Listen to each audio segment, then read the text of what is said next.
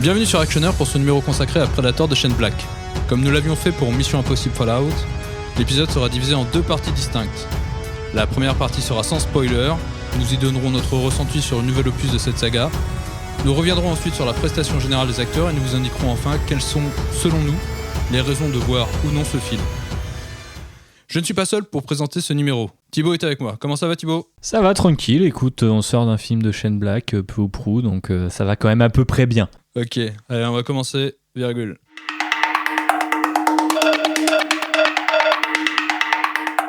C'est ma virgule préférée, après le point virgule. Alors, quel est ton sentiment sur le film ? C'est franchement difficile à dire.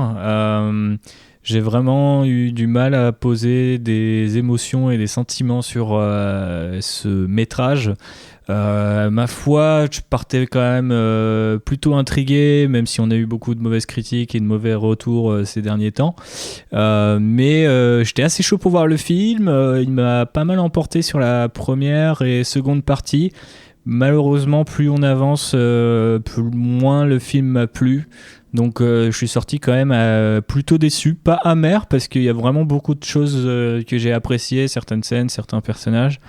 Mais on va dire que c'est vraiment un drôle de sentiment que je ressens, parce que j'attendais ce film depuis longtemps et au final, il n'est pas aussi exceptionnel ou abouti que je l'aurais voulu.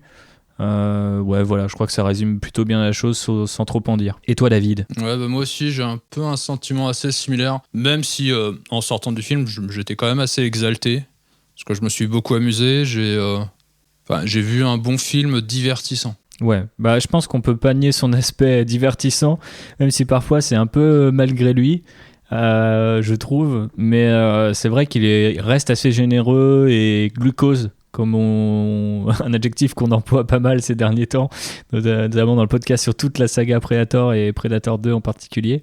Mais ça déborde de glucose, donc effectivement, j'ai bien aimé. Ça m'a ramené un petit peu de sucré dans la bouche.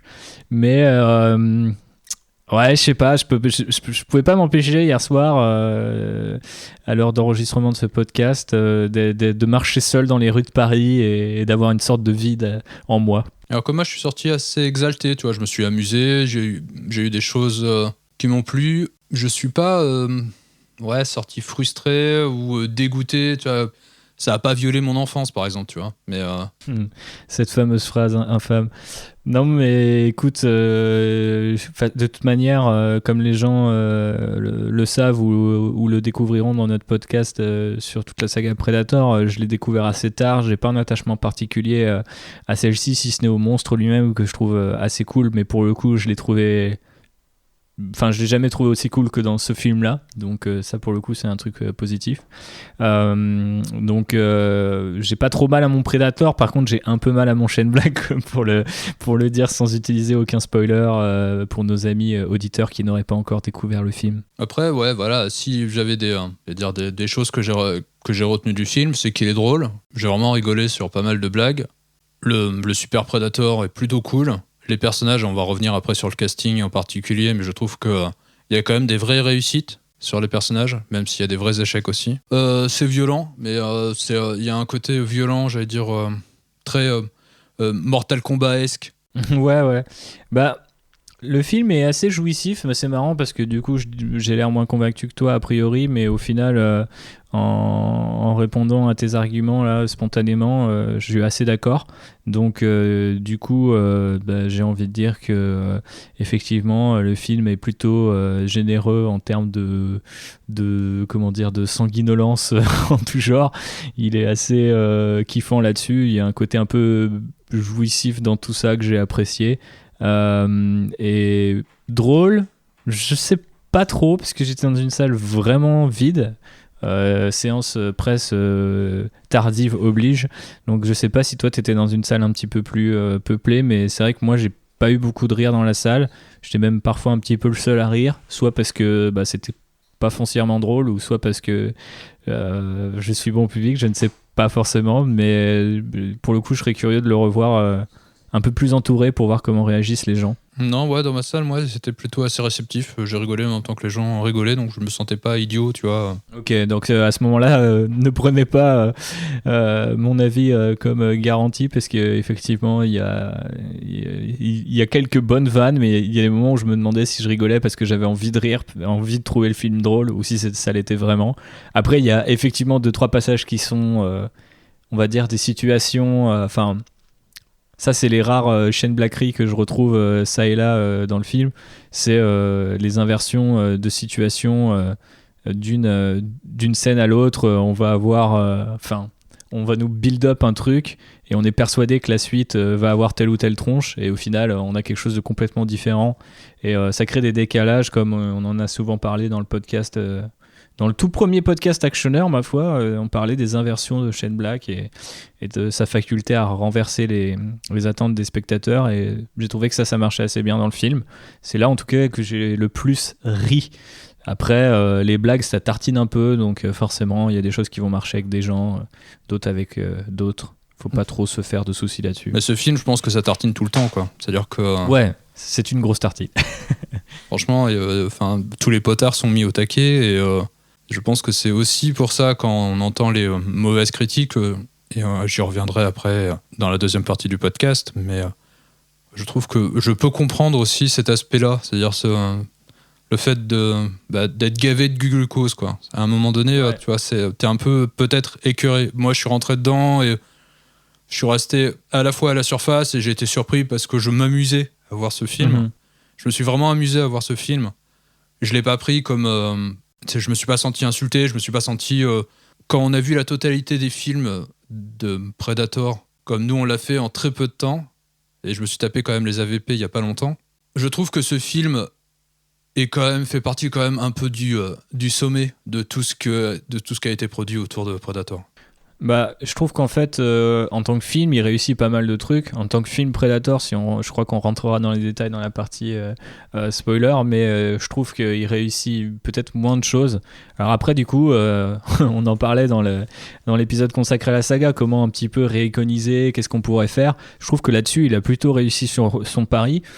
Mais il y a un vrai truc bizarre dans le film, c'est que j'ai l'impression que au départ, ça te brosse un petit peu dans le sens du poil. Quand je dis le te en question, c'est plutôt nous deux, David, parce qu'on aime bien Predator 2 et que globalement on a une affection particulière pour certains films glucose. Et je pense qu'il y a une grosse partie du public qui a envie de revoir ce genre d'actionneur un peu. Tu disais que ça tartine dans tous les sens, mais justement qui s'excuse pas, on va dire c'est drôle, mais c'est pas des blagues pour désamorcer les enjeux ou la violence ou quelque chose de genre. C'est vraiment un film qui envoie toutes les manettes à fond. Et du coup, soit tu rentres dedans et comme tu disais, tu t'amuses, ou soit effectivement ça te gaffe très vite. Mais quelque part au début, j'étais vraiment en mode ouais, il y a une vibe 80s, 90s qui me semble pas fake ou de l'ordre de l'hommage, quoi. C'était vraiment sincère, et bon bah tu sens que Fred Decker et Shane Black sont à l'écriture quand même. Mais plus on avance dans le film, et plus j'ai trouvé que l'hybridation ce qui est un terme assez important pour ce film, fonctionnait un peu moins bien, et qu'on se rapprochait de poncifs un peu plus modernes, et en fait tout aussi éculé, voire pire, parce que il y a vraiment des moments où j'ai trouvé que le film empruntait à des choses qui sont récentes et qui ne fonctionnent pas du coup avec la franchise Predator. Donc j'ai trouvé ça un peu dommage, mais il faudra qu'on en reparle dans la partie spoiler. Après, c'est vrai que si vous aimez ce genre de film un peu, genre typiquement si vous aimez Predator 2 pour son côté glucose justement et sa générosité dans le nawak, la violence et quelques scènes esthétiques, eh ben je pense que vous allez aimer The Predator. Et d'ailleurs, pour revenir juste sur l'esthétique, avant de te laisser la parole, David, je suis assez positivement surpris sur la photo du film, que je trouvais un peu quelconque dans les trailers, putain je vais y arriver, c'est difficile, on n'est pas lundi, hein, on est mardi quand on enregistre ce podcast, mais c'est difficile. Et j'ai trouvé assez belle le travail de Larry Fong, et franchement pas dégueulasse, et notamment dans les scènes de nuit, mais là aussi j'ai l'impression que plus on avance dans le film, alors c'est peut-être synonyme de reshoot et tout ça, on explorera dans la partie spoiler, Mais plus on avance dans le film, et moins j'ai l'impression qu'elle était léchée et qu'elle amenait une ambiance. C'est-à-dire qu'au départ, je me suis dit, ah tiens, c'est vrai que c'est assez générique, mais tu sens que c'est bossé pour comment dire, exercer une certaine pression sur toi ou un certain sentiment. Donc c'était peut-être pas aussi grandiloquent que je l'aurais voulu, surtout avec un mec qui a travaillé sur des trucs genre que Kong Skull Island. Mais ça passait bien, j'ai trouvé que ma rétine était flattée la plupart du temps, contrairement à ce que j'ai pu dire sur Twitter en voyant les différents bandes annonces depuis quelques mois. Et qu'est-ce que tu penses de la réalisation de Shane Black ? Bah là aussi, j'ai trouvé qu'il y avait quelques passages qui étaient franchement pas mal. Après, je pense pas que ce soit un réalisateur qui est vraiment... comment dire ? Je pense que c'est un bon réalisateur dans le sens où, pour moi, les meilleurs réalisateurs écrivent leur histoire aussi. Et du coup, ils savent très bien... Enfin, il peut pas avoir d'erreur de ton ou une chute qui tombe à plat ou ce genre de choses. Et en cela, c'est un bon réalisateur, mais c'est pas quelqu'un, je pense, d'hyper visuel. Je pense que par contre, il peut créer des séquences assez dingos et ensuite être bien entouré. Côté séquence dingo, j'ai trouvé que ça manquait de certains trucs, mais qu'il y avait plusieurs scènes que j'avais vraiment appréciées pour leur composition, ce qu'elles essayaient de proposer, etc. Mais malheureusement, je dois dire que c'était souvent essayer de proposer au lieu de proposer un vrai truc. Donc je suis un petit peu déçu de ce côté-là. Mais en même temps, tu vois, genre, je suis pas persuadé qu'un film comme The Nice Guys soit visuellement hyper intéressant. Il est intéressant parce que le scénario colle hyper bien à la réal, ça emboîte super bien le pas au développement des personnages, etc. Et ça, on le retrouve dans ce Predator. Et il y a des vrais moments où la réalisation culmine là où le scénario culmine aussi. Donc tu sens quand même que il s'est pas encore perdu. Le bon Shane, il en a encore dans le sac, comme on dit. Donc j'aurais pour le coup envie d'en voir plus.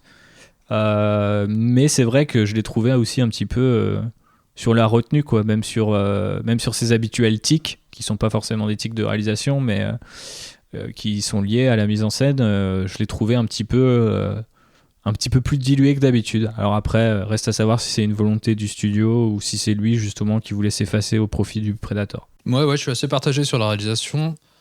Je la trouve assez banale. Il y a quand même quelques scènes, notamment une scène sur un terrain de baseball, j'en dis pas plus, que je trouve assez bien chorégraphiée. Il y avait quelque chose dans le mouvement qui était plutôt assez prenant. En tout cas, j'étais bien pris. Il y a une autre scène qui est très plastique, très esthétique, vers la fin du film, où que je trouve assez... là, je suis obligé de ternir mes mots pour éviter de spoiler, donc c'est pour ça que j'hésite, mais en tout cas, cette scène m'a beaucoup marqué sur la fin.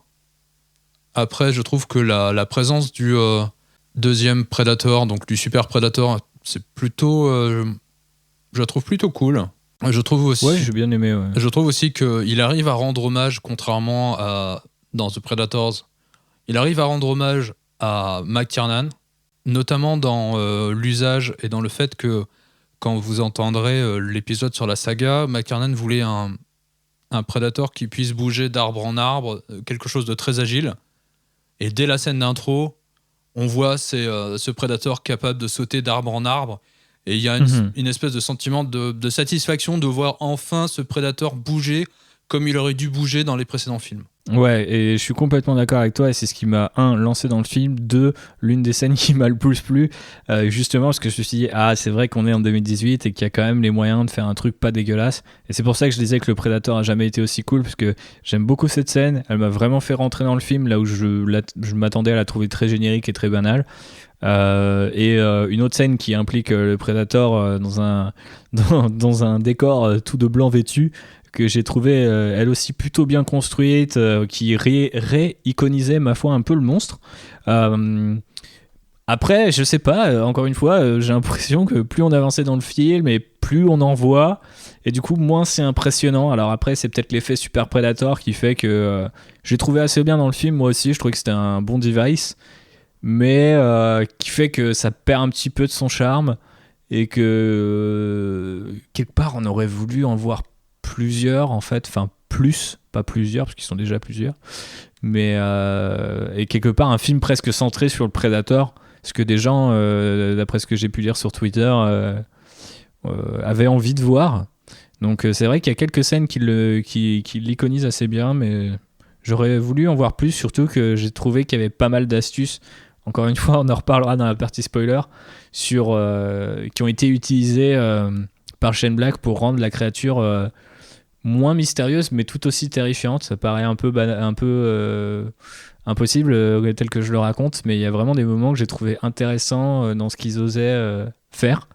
Et du coup, je pense que si vous êtes quelqu'un, par exemple, qui n'a rien contre le fait que Luke ne soit pas dans The Last Jedi, le Luke qu'on l'a vu il y a 30 ans avant. Donc si vous n'avez rien contre le fait que le Predator puisse faire des choses que vous n'avez pas vues il y a 30 ans, je pense que vous risquez d'apprécier quand même. Je pense que l'un des reproches que l'on a formulé à ce film-là, je pense que c'est lié au changement de ton. Et je pense que c'est pleinement sans spoiler. Je pense que si les gens attendent un film comme un thriller ou un film d'horreur, c'est pas du tout le cas de ce film.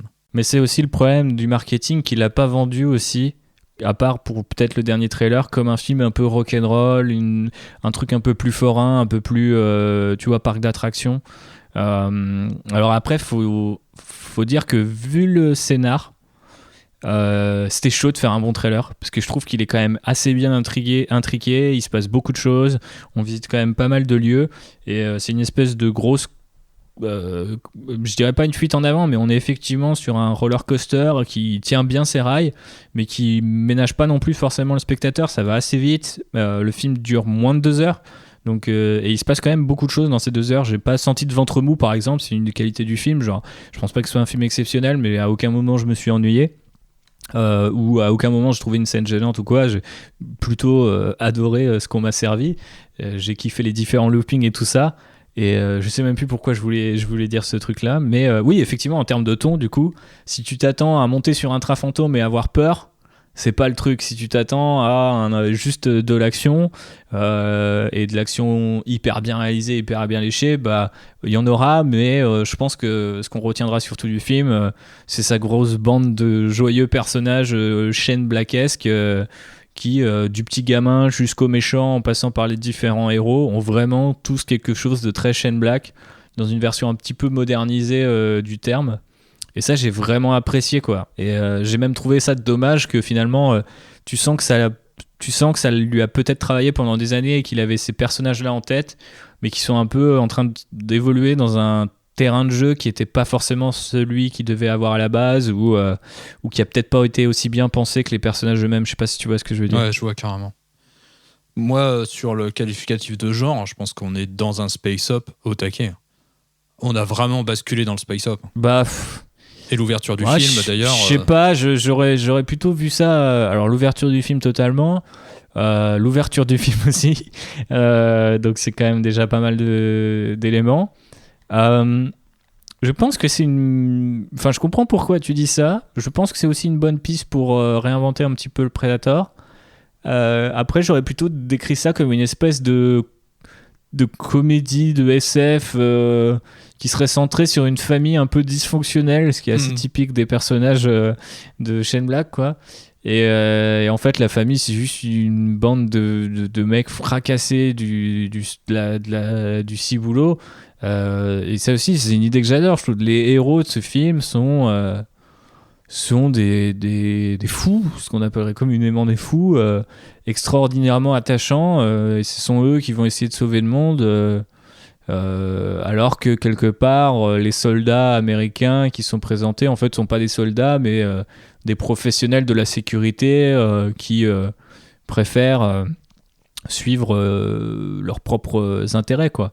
Donc il y a quand même un message très Shane Black là-dedans. J'aurais aimé quand même avoir un truc un peu plus conspirationniste, comme le sont parfois un peu ces films.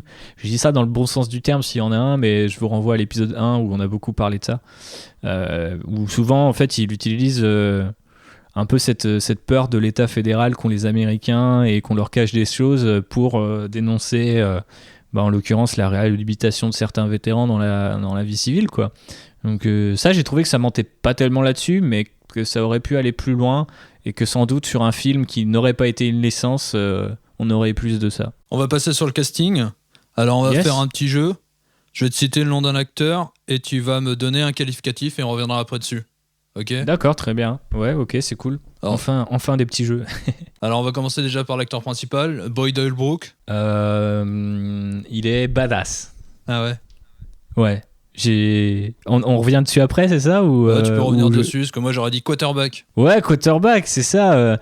En fait, j'ai beaucoup aimé parce que il y a un côté un peu exécrable dans ce personnage, mais malgré tout attachant, ce que je trouve assez typique des persos de Shane Black.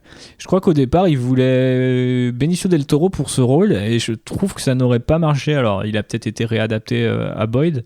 À ce bon Boyd qu'on a vu dans Narcos et Logan où il jouait un méchant, celui avec le bras cybernétique, et je sais pas, ce mec dégage un truc très actionneur finalement, et j'ai trouvé plutôt beau dans l'exécution de ses punchlines et tout, et sur la fin je le kiffais bien, je dois avouer. Ah ouais, alors que moi c'est l'inverse, tu vois, c'était vraiment pour moi l'archétype du quarterback, tu vois, c'est un personnage sans saveur, c'est l'America fuck yeah, et je suis complètement resté à la porte, je trouve complètement. Alors, c'est aussi parce que le reste du casting est tellement croustillant, est tellement plein de choses à raconter que lui... Bah, c'est le moins croustillant. Bah ouais, mais en même temps, je pense que son rôle est fait aussi pour être générique, histoire de pas trop éclipser tous les autres fêlés qu'on va rencontrer. Et je trouve du coup ça marche vachement bien. C'est pour ça que je parlais de famille dysfonctionnelle, parce que lui-même a l'air d'être le héros au gros cœur, quarterback qui a des problèmes, mais bon, ça va. Et au final, il est quand même un peu fucked up. Et j'ai bien aimé cet aspect-là. Mais j'aime bien cet acteur, j'ai une certaine sympathie pour lui, donc ça doit aussi rentrer en compte. Allez, Olivia Munn. Surprenante. C'est un qualificatif. Je ne sais pas ce que tu aurais dit. Badass, mais mal exploité. Ça fait plusieurs mots, mais ok, on te l'accorde. Effectivement, assez mal exploité. Enfin, en tout cas, je pense qu'elle l'aurait... Je me demande si elle l'était pas d'ailleurs un peu plus par rapport au montage. Ouais. Mais j'ai bien aimé son perso parce que je m'attendais vraiment à ce que ce soit un faire-valoir, soit une pseudo-nana cool, ou tu sais, ces espèces de rôles qu'on écrit de nos jours parce qu'on a compris qu'il fallait des rôles féminins forts, mais qu'on a quand même un peu la flemme de les écrire vraiment. Donc on va lui faire un truc bien un moment et ça s'arrête là. Et au final, j'ai trouvé qu'elle s'intégrait super bien à la bande.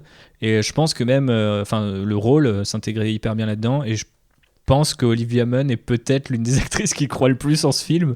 Parce qu'elle a l'air de vraiment s'amuser dans ce rôle et d'essayer d'avoir un certain charisme et une certaine tenue par rapport à tous ces fêlés qui sont quand même débordants de cool, quoi. Parce que ils sont juste... c'est juste...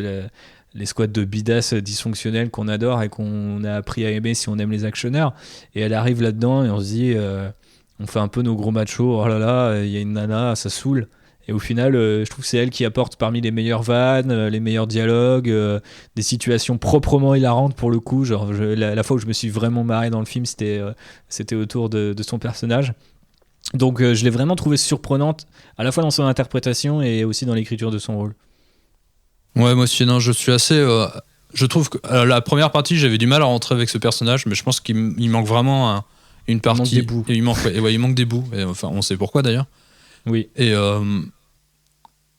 après, je suis bien rentré dedans, et je trouve que elle a eu ses morceaux de bravoure étaient bien joués.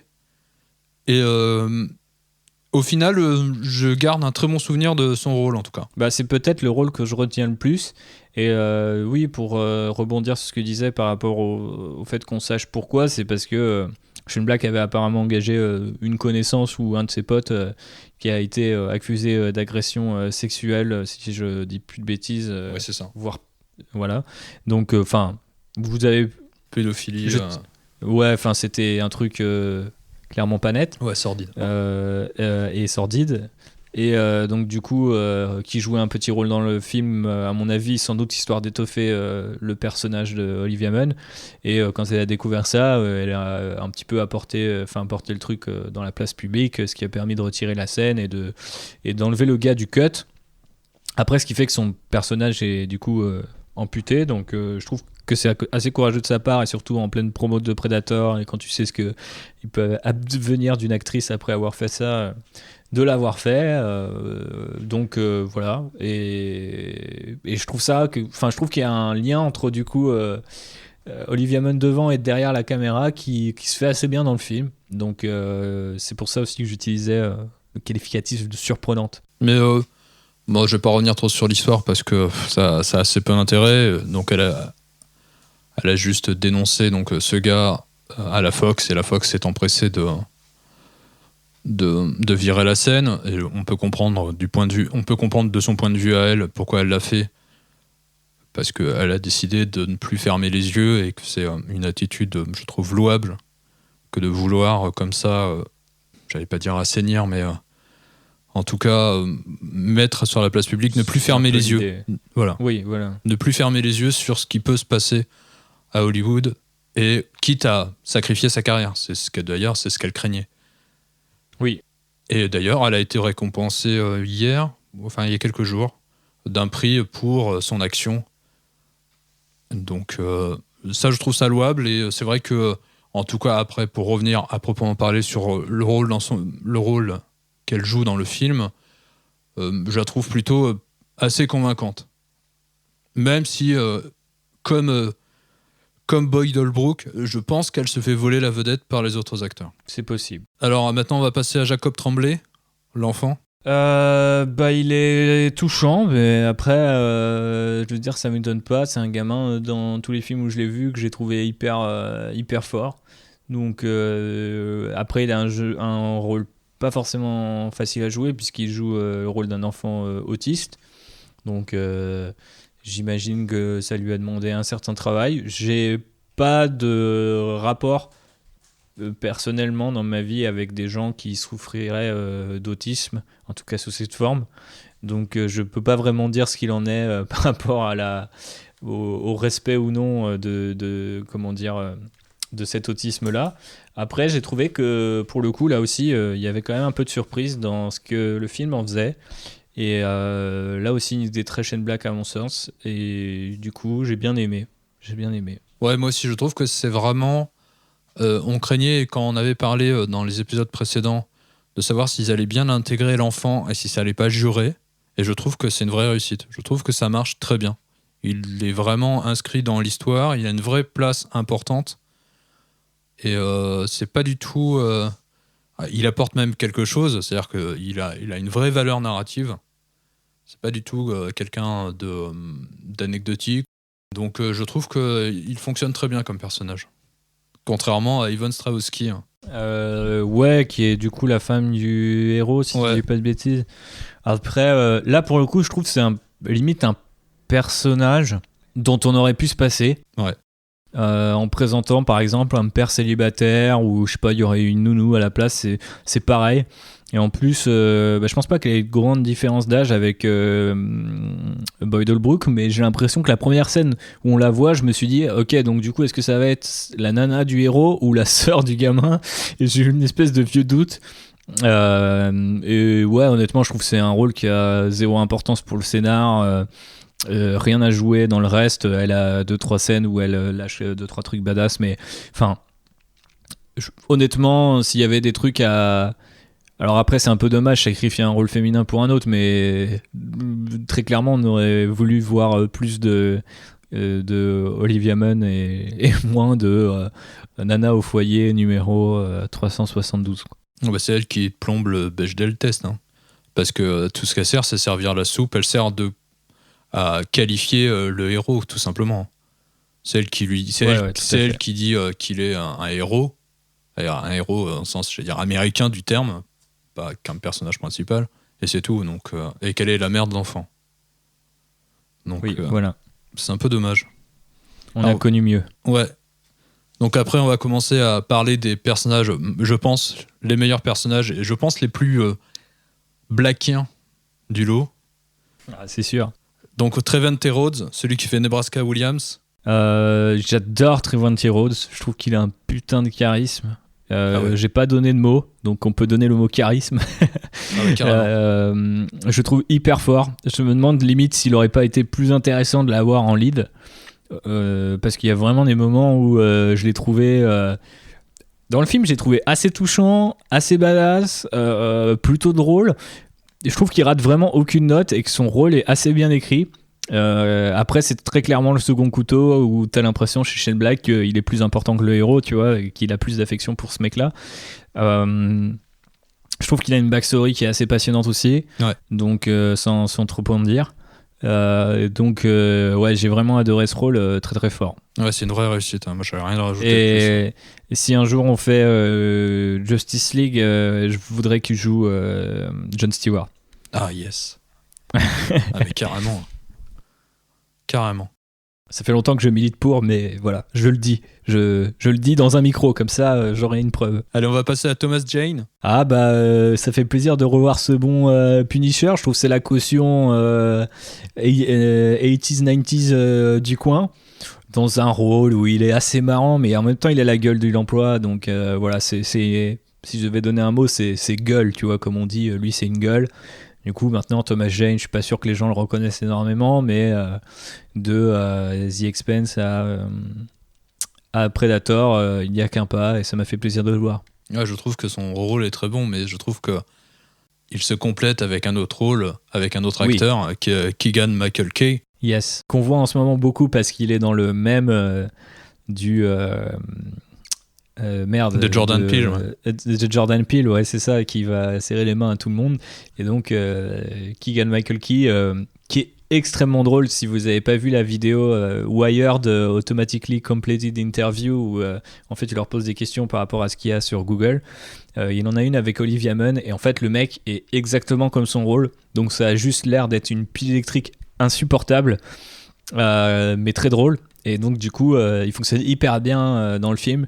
Après c'est juste dommage que sachez que si vous avez vu les trailers, vous avez peut-être vu parmi les meilleures vannes qu'il lâche dans le film, et c'est un petit peu dommage.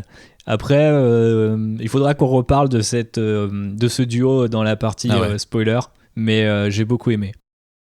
Alfie Allen, il est là pour être le Briton dont on connaît pas vraiment la backstory. Enfin, il est là et il sert un peu à rien.